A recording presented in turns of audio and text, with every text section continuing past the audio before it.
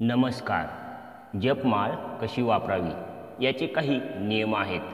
ते कोणते? जपमाळ माहिती. जपमाळेवर जप केल्यानंतर कपाळाला लावून प्रथम डाव्या नेत्राला व नंतर उजव्या नेत्राला तिचा स्पर्श करावा. डाव्या हाताने माळेला स्पर्श करू नये. नित्य जपाची माळ मनगटात किंवा गळ्यात धारण करू नये. माळेवर जप करताना मण्यांचा आवाज करू नये. जपाची माळ नेहमी पवित्र ठिकाणी ठेवावी.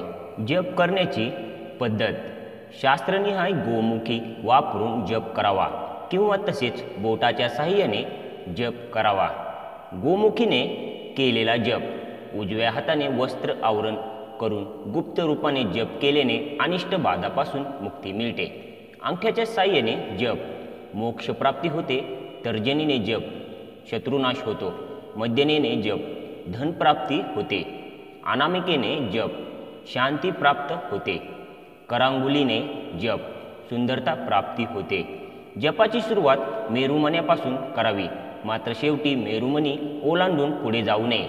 जप पुढे चालू ठेवायचा असल्यास उलट क्रमाने पुन्हा मेरुमण्याकडे यावे. जपाची शास्त्रीय पद्धत.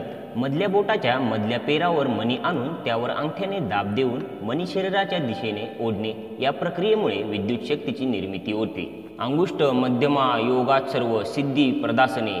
मंत्र महार्णव अंगठा व मध्यमेने जप केल्याने सर्व सिद्धी प्राप्त होतात. जप पूर्ण झाल्यावर माळ जमिनीवर न ठेवता तामनात किंवा देवाच्या आसनाजवळ ठेवावी. तसेच खुंटीवर किंवा उघड्या जागेत सहज कुणाचीही दृष्टी पडेल अशी न ठेवता लाकडाच्या, चांदीच्या किंवा हस्तिदंताच्या डबीमध्ये ठेवावी. ही माळ पूर्वी कोणीतरी वापरली नसावी.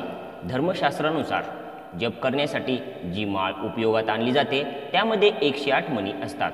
माळेमध्ये 108 मणी का असतात यामागे धार्मिक आणि वैज्ञानिक कारण आहे. माळ रुद्राक्ष, तुळस, स्फटिक किंवा मोत्याने बनलेली असते. या माळामध्ये चमत्कारिक प्रभाव असतो. या माळेने एखाद्या मंत्राचा जप केल्यास कोणतेही कठीण कार्य सिद्ध होते. देवाच्या स्मरणासाठी मंत्र जप हा सर्वश्रेष्ठ उपाय असून पुरातन काळापासून तपस्वी, ऋषीमुनी, संत हा उपाय मानतात. जपासाठी माळेची आवश्यकता असते आणि याशिवाय मंत्र जपाचे फळ प्राप्त होऊ शकत नाही. रुद्राक्षाची माळ जप करण्यासाठी सर्वश्रेष्ठ मानली गेली आहे.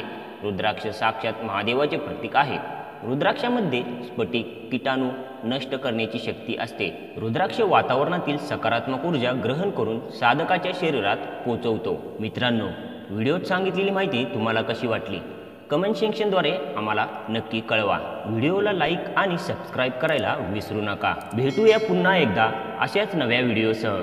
जय महाराष्ट्र.